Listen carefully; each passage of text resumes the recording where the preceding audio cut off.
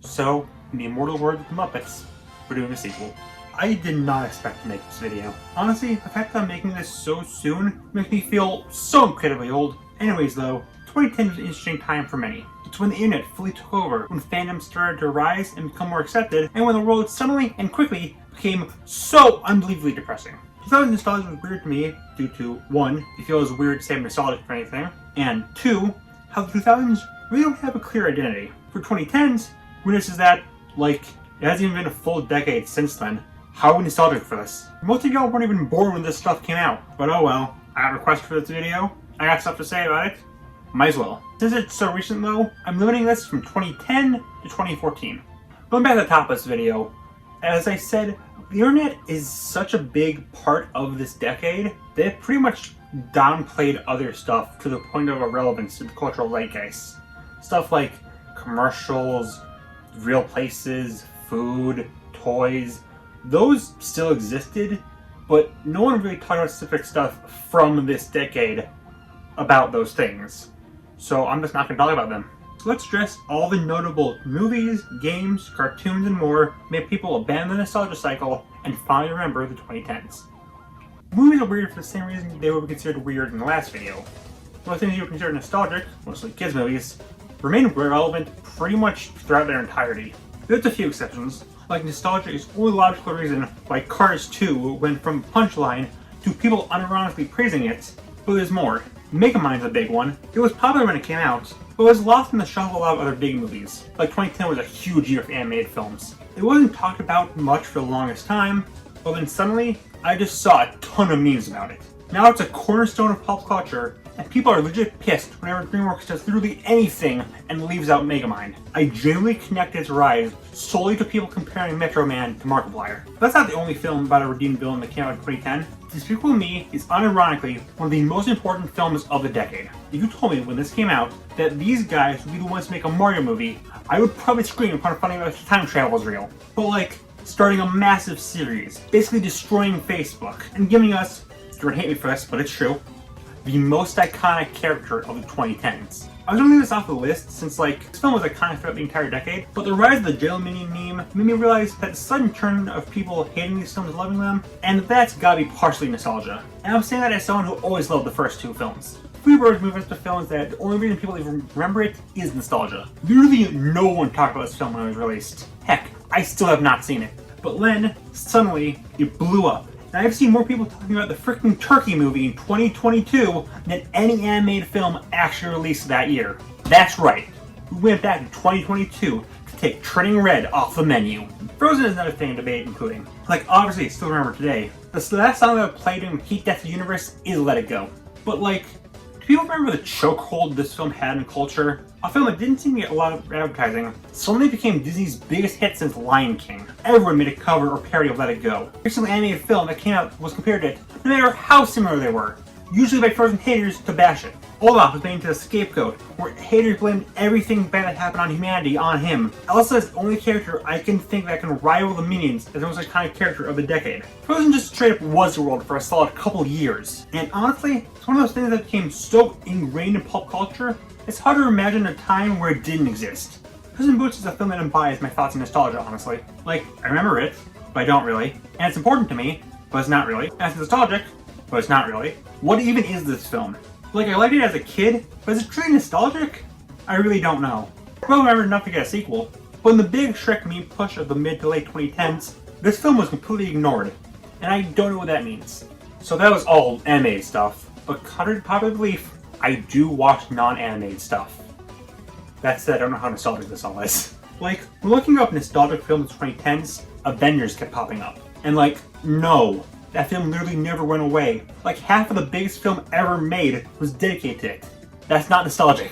Scott Pilgrim is kinda though. Like, went from a bomb to the idol of all incels. I quite like it though. Do that information what you like. 2014 Godzilla film is also of note, as it went from very controversial to beloved in the Godzilla fandom. I think a sequel and crossover might help. But if there's one film series that defines this entire decade, and not in a good way, it's Twilight.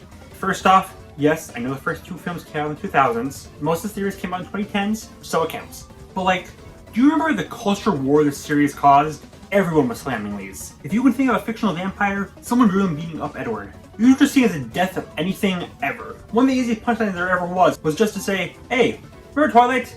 Sucks. Am I right, gamers? Watching these back, they're lame, but not the worst ever. I think it was just because everyone hated women back then. I brought this up before, but there was a post that if you gender swap the characters, it's just your generic anime. So, yeah, not good. But not worth being the reason we decided to kidnap innocent children and mutilate their corpses. Was that just me? There's two very obvious things for video games, but let's work up to that first. I am the only person on Earth who hasn't played Skyrim, but its effects on the internet were clear. From being Bethesda's swan song, to the complete overuse of the arrow in the knee meme, to a million mods, this really was synonymous with the internet. It helps that, despite being multi-platform, it was a big help in getting Steam well known. Yes, Steam was before 2010, but it blew up in this decade, as did the games of the creator, Valve, including Portal 2, which came out in 2011, so frick you, it counts. From Portal to Half-Life to Left 4 Dead to especially Team Fortress 2, Valve was one of the most dominant forces in gaming and 2010s media. From the games themselves to their rapidly evolving communities. Honestly, while I never played TF2, I could probably make a video similar to my Brawl one. There's just so many interesting fan projects out there. But of course, the big joke was that they just couldn't count to 3. That they kept dragging their feet on sequels to these games. We kept making these jokes. Then these jokes became less than jokes. A decade later, Valve has basically given up on games, only focusing exclusively on Steam. The cake is a lie, as are all of our hopes and dreams. I only played Skylanders briefly, but it kicked off Toys to Life. People despised it when it came out, since it basically killed Spyro. But after he got a remaster, people warmed up to it a lot. That are kids who never played Spyro grew old enough to have opinions. Similarly, Clash of Clans was mocked for being the absolute worst of mobile gaming. Then people stopped talking about it, and it suddenly got a huge uptick in memes around 2021. Because the cycle must continue. Pokemon Gen 5 and 6 could really be their own videos. We all know how Gen 5 was ruthlessly torn into when it first came out, because they didn't allow you to catch any non-Gen 5 Pokemon until after the main game, and a lot of the Pokemon introduced were controversial, most notably Vanillite and Garbodor. But now, it's universally considered the best game in the series. A lot of people say that there's a Pokemon cycle of a game is released, it's hated, a couple of years later people forget about it, and then suddenly well remembered and everyone loves it. Gen 6 was kind of the opposite. When it came out, everyone hailed it as the second coming. People loved these things. And I think that's because, genuinely, the Gen 1 pandering. Gen 5 was the peak of everyone playing about how everything after Gen 1 sucked and was a complete downgrade. So they hard pivoted into talking up Gen 1 by giving you a second starter, releasing Origins around this time, giving Charizard and Mewtwo 2 Megas. Heck, most of the Megas were Gen 1. This was a Kanto remake in disguise. But people really seem to love Gen 6. But every passing year, I heard a new complaint. Some of the Pokemon, Lysander, the rivals, the graphics, heck, even the Gen 1 pandering, until suddenly, the best Gen since 2 became the universal most hated generation. At least until Gen 8 came out, and the cycle repeats, because for some reason, Pokemon fandom loves to complain about how repetitive and predictable the games are, and I see episodes of Dora that are more subversive than they are. But then, there's the big two. The two that really signified to me that 2010's nostalgia was here. First, there's a place you want to be. When Five Nights at Freddy's first dropped in 2014, it was an instant smash. Everyone played it. Map Pack changed internet forever. People were down so horrendous for Foxy. But it was wrapped in such interesting lore and really cool concept. We didn't have to wait long for a sequel either, since in the same year we got FNAF 2. We kept getting games, and books, and merch, and the film kept getting pushed back, and Matt saw the series 30 times. And the complicated lore, and so much story porn. There aren't even animals, you guys! What are you saying, Chica? Yeah, the series crashed hard and faded into obscurity. Only used to mock cringe kids. Then 2020 happened, and the people remember the Living Tombstones made a few banger songs based on it. Then oops, everyone's talking about FNAF again, and the game got a huge second wind of love. Mostly for memes, but you can tell the memes now are a lot more loving. Now it feels safe to say FNAF has nicely slotted itself into the cornerstone of internet culture. And that's going nowhere. Jump scares still suck though.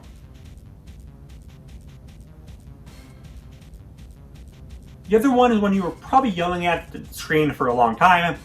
Let's finally talk about Minecraft. Whereas Alpha came out in 2009, it was released to the public in 2011, so it counts. But like, can you think of any game, heck, any piece of fiction more synonymous with the 2010s than Minecraft?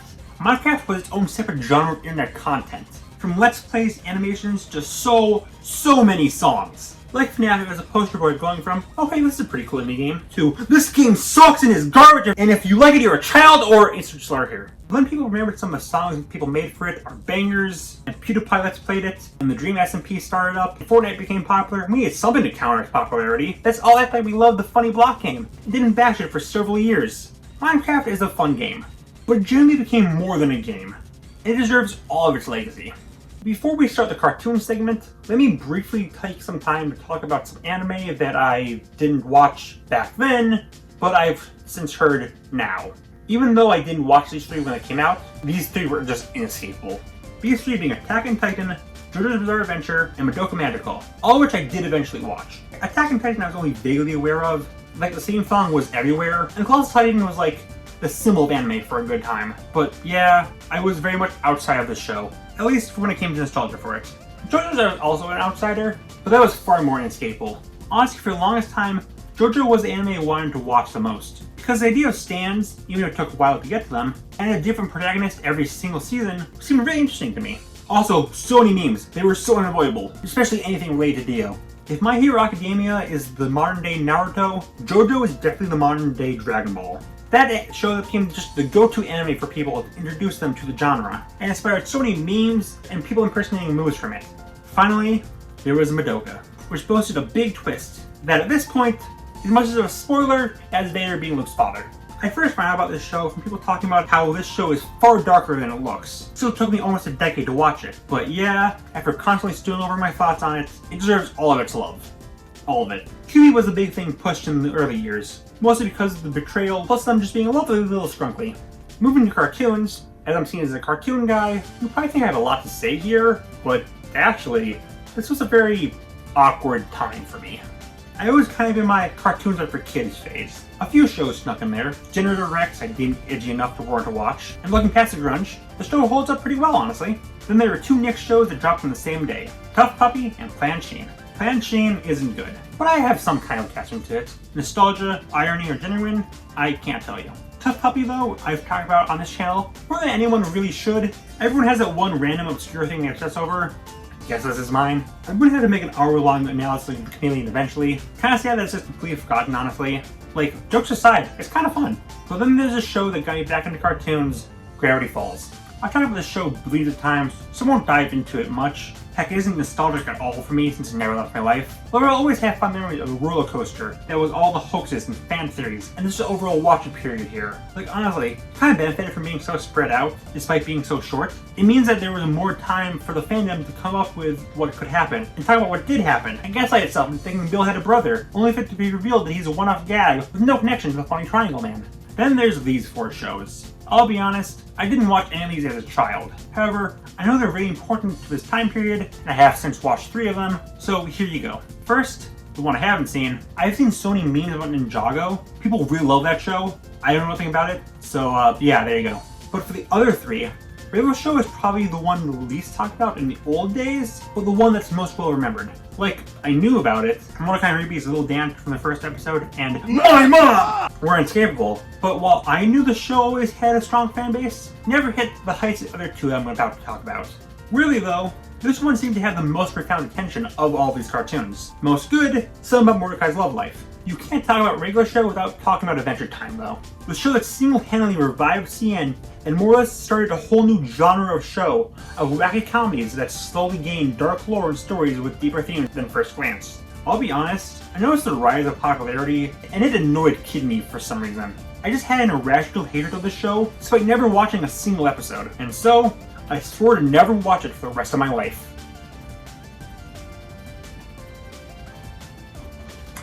Fuck, yeah, I didn't get that promise. And good for me. Adventure Time is one of the most important shows for me now. Nostalgia-wise though, I haven't seen much of it honestly. Like whenever our more remembered episode turns a certain year old, I'll see tons of people saying, Christ, I'm old. And there's just so much art of Marceline Bubblegum.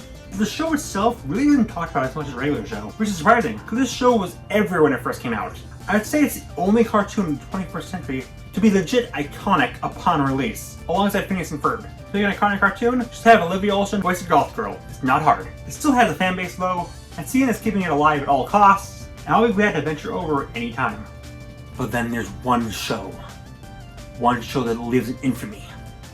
The one show that made me murder more children than usual. The infamous, the vile, the horrific Pony. Yeah, so cards on the table. I was one of those who avoided franchise magic like the plague for the longest time. I just wanted nothing to do with that fandom. Recently, some friends made me watch it, and honestly, it's good. It's nice, colorful, songs are memorable, I like most of the characters, but also, I don't think it was worth obsessing over. It's a fun cartoon, but it's not groundbreaking. The rest of the world certainly didn't think so, because I know I said I avoided like the plague, but God, I'm diseased. AMVs and fan art and memes and everything else kept popping up wherever I went. I was slowly becoming a pony by the day. You just couldn't escape MLP. It was just part of the internet and you had to accept it. Not everyone did though, and MLP hate was extremely vitriolic.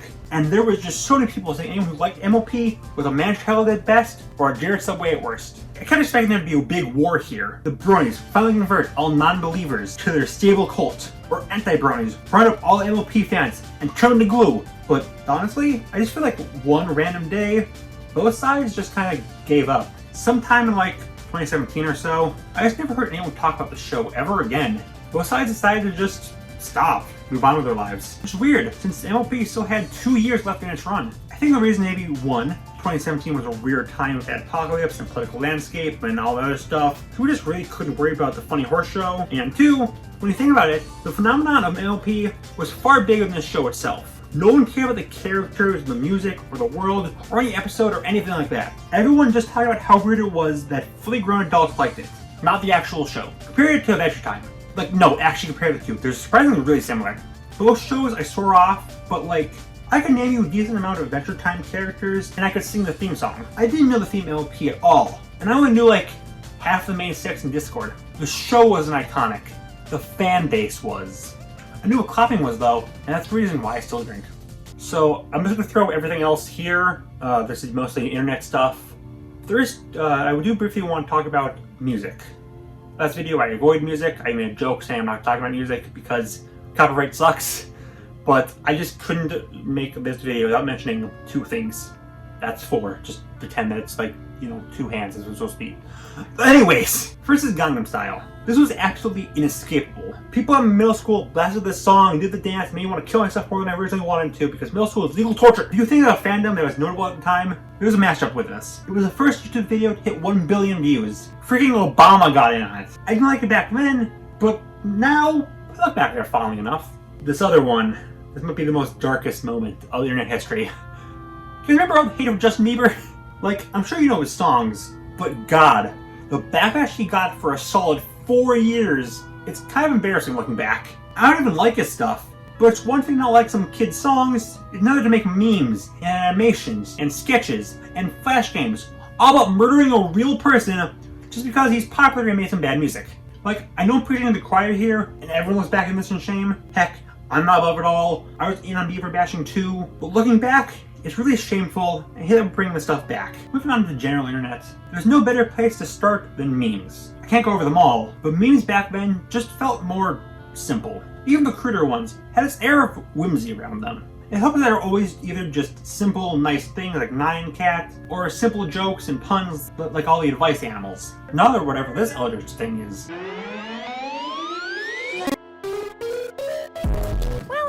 One day, your old pal Gloria is finally too old for the internet. This is yours now.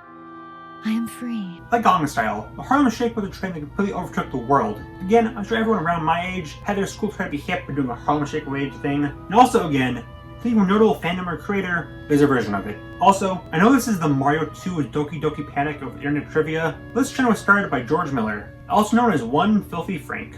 Google Plus was a social media site Google made and tried to push. It came out in 2011, and no one paid it much mind, until 2013, where they made it where you have to have a Plus account to comment on YouTube. This of course sparked immediate backlash, including pushback from YouTube's co-creator, causing tons of different ways of protest. Most notably, yet most uselessly, Bob's Army. Basically on various videos, in the comments, people would post this ASCII art and message. This did nothing, but everyone knew Bob's Army and supported it. We really felt like we were fighting a good fight by spamming nonsense on helpless creators' videos. Being forced to use a Plus account to comment was revoked in 2015, and later the whole service was discontinued in 2019. The war was finally over, and Bob was victorious. I now want to look at a few handful of YouTubers I watched back in this time. Nowhere near all of them, just a few that stand out. This Battle channel I have made no attempt in hiding that I'm a fan of. The series focuses on pitting two characters against each other, seeing who would win in a fight. And it originally started on the site Screw Attack, an all-purpose gaming site, but Death Battle became so popular it overshadowed everything else, leaving it to eventually take over. I'm still clearly a fan of them now, but how do the older ones fare? Well, Season 1 is rough. The fights are very janky, the analysis is non-existent, and it's just full of normal early internet pitfalls like random offensive jokes, uncreative fan art, and even some Bieber bashing. But it does have a lot of charm, mostly from feeling like it was really just two guys coming together discussing characters they love. Goku vs. Superman is the objective best episode of the season, but as Guma vs. Koopa was my first, I hold it very highly. Season 2 is known for two things, being a massive upstep in quality, and being so very long, as it started in 2013, and it lasted until 2015, so I can't even talk about all the episodes since it's past the cutoff date. But while it gave us some lame episodes, it also gave us some absolute bangers. Shout out to Kirby vs. Boo especially. This was a video that took Kirby from being seen as just a silly little baby game to being hailed as the true god he is. While later seasons are still great and arguably even better, the first two just have this fun charm to them that I'll always thank. And I'll especially thank them for introducing me to some of my friends. In similar context of putting two characters against each other, Epic Rap Battles history wasn't something I followed for its whole run. My first episode was Wright Brothers vs. Mario Brothers. Once I started paying attention to it, it became my life. There was a time where I fully memorized every episode by heart, but my brain had started deteriorating so much that I decided to think that 2014 was a long time ago. Speaking of 2014, right before that year ended, we got my favorite episode, Hitchcock vs. Spielberg. You got not much to say about these guys. They still hold up really well. Name was a battle with a channel that did a lot of Pokemon song parodies. It was one of the big things that kept me going through Gen 6's hype cycle. It's also one of the things that made me want to do this video, thanks to this comment. All of it, I stopped following him around 2015 or so, but he's still doing really well for himself, even making a song with Sonic Frontiers, which is quite epic. Then there's my biggest influence. All the old media reviewers. You know, people like Angry Video Game Nerd, Nostalgia Critic, or anyone from Norblist or Hidden Block. The rise of these types of videos were so cool to me. Just seeing people talk about stuff they liked, all while being informative and funny. I kept watching these people, wishing that one day I could be like them. And eventually, hey, I did. Minus popularity. While I feel like most of these guys held up, some decided to stick around with it even until today, and most aren't doing as well as they did back at their peak. Some like Decorous and Completionist transitioned flawlessly, and are still great. But others like ABGN, Nostalgia Critic, Peanut Butter Gamer, and especially JonTron really lost sight of what made the original videos so entertaining popular, either becoming too corporate or too focused on higher budget stuff, losing the charm of the original videos. Despite their missteps, if they didn't exist, I wouldn't. So they're still important. We're going back in time. This style is still alive and thriving though. Just look at my two personal favorite channels, Scott the Waz and Shay Phillips Productions. Shay feels like a perfect combination of early and modern YouTube. The analytical and smart side of modern days, but the fun and personality-driven wackiness of the late 2000s and early 2010s. And if Scott didn't talk about modern games, I would easily believe he started in 2012. He feels exactly like the best of the channels from that time and deserves all the attention he's gotten. To end this off, I want to talk about something I avoided like the plague as a kid.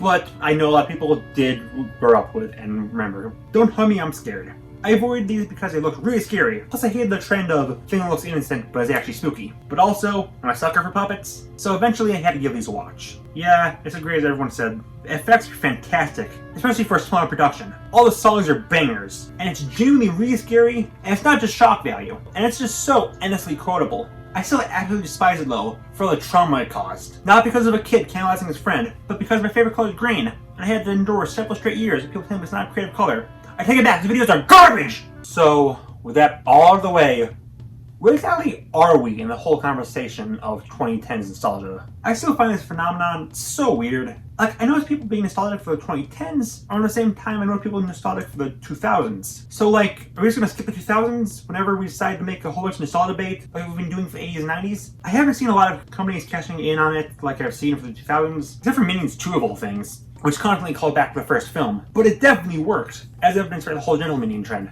But like, where do we go from here? Do we even go anywhere? Or do we just stick with 80s and 90s stuff? I mean, I've seen people nostalgic for both the 2003 TMNT show and the 2012 one. And last year we got a film based on the 2018 show. And I went to Target around this time, and I saw frick all for any of them. But you better believe there's tons of stuff for the old show. Yeah, frick this brand new movie that's ending a cult series. Let's instead give toys to Screw Loose. You know, that beloved classic character who appeared in a whopping one episode of the original series. He deserves all the love. Going back to some points I made in the 2000s video, a lot of the popularity that came from these comes from spiting newer things. For proof, just look at that video. A lot of things I mentioned in that video came out in 2010, like Minecraft and Pokemon Gen 5. For other ideas, look at a lot of cartoons. Oh, Grandpa got popularity because of people joking that its only good episode of Steven Universe was a crossover. Timbo Chum Chum was brought back in popularity because people using the best Steven Universe. 2010's Go was given a sudden increase in popularity from people comparing their favorite to Steven Universe. I'm noticing a pattern here. Heck, some of Megamind's newfound popularity was people using it to bash Despicable Me. With how fast the internet moves, I have to ask, will I have to make another sequel to this video? Will I have to go on and do 2020 nostalgia soon enough? I do see people nostalgic for later 2010s things, like Undertale, various memes. But honestly, I think nostalgia is kind of dead. Last year I saw people call Ugandan Knuckles nostalgic. That was a 4-year period. Nostalgia really means nothing if that's how long it takes for us to feel it. Again, are we going to have this huge revival in 2000s and 2010 stuff, like we did with the 80s and 90s? Or will the Earth just blow up before we even have a chance? Only time will tell.